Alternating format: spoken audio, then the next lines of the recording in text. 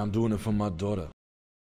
I like this new world. There's a lot of new guys out there that are great. Have you found any other new ones like There's two like real estate watch TikTok guys, but I can't remember what their names are. But they're kind of funny. But there's a lot of new people around floating around. It's mad. Andy Elliott's unbelievable. Can we look up Andy Elliott? He's everything you're gonna hate. He makes him I take never complain. I never whine. When I have problems, that's a good thing. The only time you don't have problems are when you get out of the arena, when you get out of the ring. That's when you get over here and you're out. You go back to your old life and you're out. There's always going to be problems. There's going to be lots of problems, but problems need to be solved, not complained about. I hate when people whose voice is like part of making their living have a speech impediment, and specifically when people can't say L's or R's. Like he's saying, I hate when people complain. Sounds like a fucking toddler. It's there like 2%. It's not, but nobody would pick that up. But I want to put over the side of that guy's head. Can you watch that video one more time? The same one. I never complain. I never whine. I never complain. I have problems. I never complain. I have problems. The only time you don't have problems. Okay, pause. When you problems. The only time you don't have problems. I feel like that's like a species of human, like that shit. Like that type of shit is almost like people who should have when they were babies. Yeah, there it is. It's like people whose voices are raspy because they yell so much. These are like aggressive high school athletes. Yes, yeah. Aggressive high school athletes, wrestler types. It doesn't matter how you can, anybody can go work out their biceps and get big biceps, but this guy should have when he was a baby. Instead of making his biceps big or any of that shit. I mean, I would if I was him, I'd make my biceps as big as possible. Was he got a G-Shock on? Yeah. It's not important. I never drink. Is that a fucking Hublot or a G-Shock? I don't know. He's got his Lululemon shorts on, so it's Yeah, dude. Yeah, this guy should have when he was a baby. That's a lot of that. Lululemon. He makes guys take their shirts off, and he says, "If you work for me and you're fat, you don't work for me," or something like that kind of shit. Oh, really? Come here. I'm gonna grab this guy in the pink hat. Come here real quick. Come here. Let me show you what I'd fucking do with him. Steve, how old are you? 52. Steve is 52 years old. I could call him Comeback Steve. If you'll physically get right and you'll take care of your family, you'll make more money than you know what to do with. That's Steve, not true. Take your shirt off. Come on, Steve. Steve, come here. We're gonna make a deal with Steve. Okay, listen. I'm gonna give Steve $10,000. Okay? Listen. And that's fuck you money for Steve. But I'm gonna give Steve 10 grand. If in 120 days, which will give you 4 months, which he's not that out of shape, okay, he can get a 6-pack. Okay, now who thinks Steve can do it? All right, you gonna take me up on this? Let's do it, bro. Let's do it. Okay, good. I love it. Hey, I mean this. He knows he can't. I'll give you the 10 grand when you get the 6-pack. Show me the 6-pack. Where's this watch? With the watch, is that from Zoomies? What does he have on his wrist? What does he have on both his wrists? He's got a fucking camp counselor friendship bracelet on his right wrist, and he's got a fucking white G-Shock on his left wrist. What kind of car do you think he has? A fucking, probably a Urus, a Taycan or something like that. Yeah, Taycan and something you don't wait in line for. I bought him a $10,000 watch, the exact amount of money that you shouldn't spend on a watch. Oh, the Alpha Warrior. That's how you get like a fucking like piece of shit. Hey guys, I'm about to reward one of my top guys with a brand new Breitling watch. Check this out. I'm going to tell you this. My God. $10,500 fucking by yuck. recognition, not by compensation. Compensation lasts for a second. Recognition lasts forever. Watch this video. Check it out. We got a little something for Sean. Let's give it to him. Oh, shit. Oh, shit. Here's the Breitling you wanted. Dude. Is he going to cry? Yep.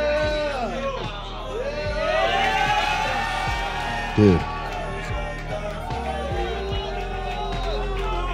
I'm gonna fucking kiss. Everybody say this. Dreams do come true. Dreams do come true. Okay? How much is it going to cost? More than you want to pay. More than you want to pay every time, okay? Remind me to start weeping when you buy me a Jaguar XK. Whatever the fuck. I'm when gonna you buy me you a when you get me a Land Rover, the Land Rover Defender that I wanted. Yep.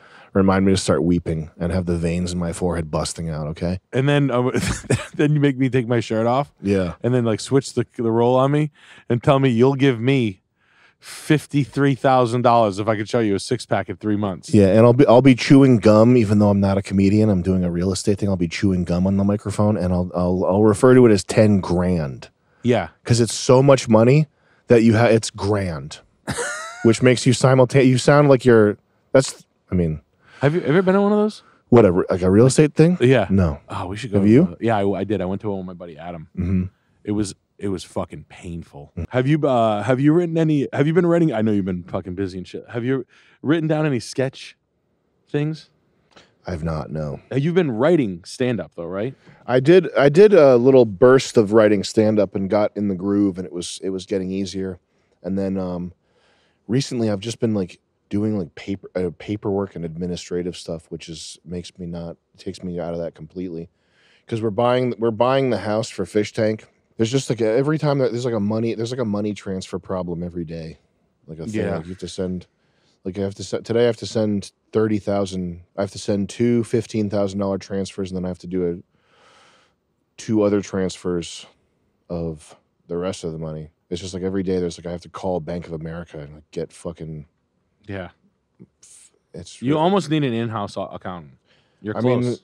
Like a full daily. Well, Joe. I mean, I just have to cut it off. I have to like end it. Like we got to get Fish Tank has to be automated, and then the side project stuff has to probably stop.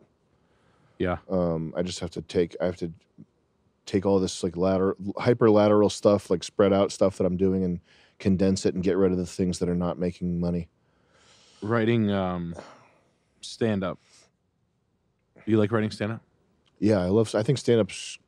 I would love to do it if I could get that big money, which I know that's not the right mindset to have. The right mindset to have would be to go do it and work for it and get the money. But I'm 38 years old. I want the money like right away.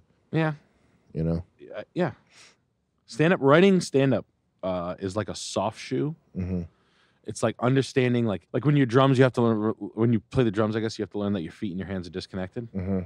And then you can be like, boom, boom, boom. Like it's just like, it's not natural for people. It's really hard. It is. And stand up for like, oh, you're funny, you should do stand up. I'm like, yeah, there's a difference. And like ranter types, like those ranter type guys. There's a huge difference. There's a huge difference. There's a huge difference. Yeah. That's why like scenarios and sketches are so much fun, because it's like you have like another element you can write in. Mm-hmm. And you have like you can't make stand up any more dynamic than it is. Yeah. And that's like a fucking like a challenge for me. Yeah, you can't like Eric busting through that door.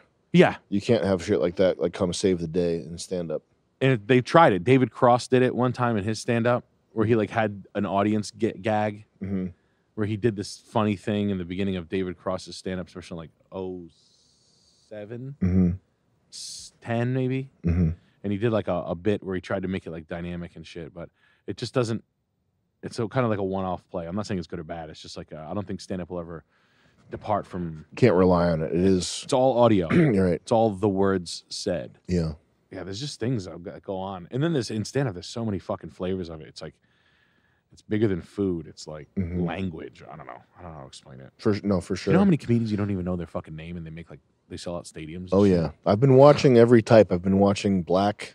I've been watching Cat Williams. I've been watching Apollo Theater from the 90s, that stuff. I've been watching Brian Regan. I've been watching like the Dimitri Martin, like quiet white guy stuff. I've been Eugene Merman. I've been watching all the different types just to see what the fuck is, what's the deal. Yeah. But yeah, there's as many different types of stand-up that are successful and find their niche as there are like types of people. Yeah. It's a lot. And I would say like the stuff that like someone who's clean and tight, like Jerry Seinfeld, that type of stand-up is complete. It's like a completely different thing entirely from the black guy stuff. It's totally different. And it's the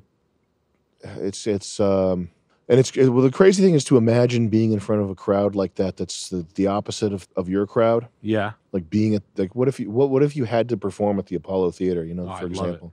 or in front of a Seinfeld. Like those two things are very different from what we do. Oh yeah. Like perform in front of either of those crowds, it would be a tall order. Where are all these fucking? Because I know people love Cat Williams. And Cat Williams is I think he's the top 5. Yeah, Where the fuck are the Cat Williams fans around New England? fucking they're in North Carolina. Yeah. I need more Cat Williams fans, blacks around, because he reminds me of he's kind of like disruptive. I like that. Mhm. Like Cat Williams is there to like fuck shit up. Mhm. I like he's got it out for seeing Cat Williams CAT. Well, I can't imagine him performing in New England. I know. I'm sure he has, but I mean, where would the people even come from? You know, they'd probably just be crawling out of the woodwork. It's that huge amount of people again. It's just they would just materialize. I mean, I don't even But he's know. like Korn. You know what I mean? What do you mean? He's like culty. Like and I think he's hilarious. But like, Oh, like Korn the band. yeah, Yeah. he's like Korn the band. Like he would perform at like Mohegan Sun, and you would get like every. I just can't. I don't think I've ever seen somebody in New England where I was like, I bet that guy's a Cat Williams fan. I just can't picture it. But Cat Williams says crazy shit. Fuck, I got a call with this investor. I think it was more like 10 million than we needed. I don't know, a lot of millions. We need like a lot of millions. Can't make it if there's not millions or whatever. Is this video chat right? Meow meow. 10 million. Meow meow. Meow meow meow. Did you do this? I don't even know what this is, but I know this is like. Yeah, that's some Archie and Jughead shit. No, Uwu? Uwu girl. Uwu? You did that to him? No, this is like 1950s. Like Oh. I don't know. This is like Lucy. Oh, yeah. Nick at Night.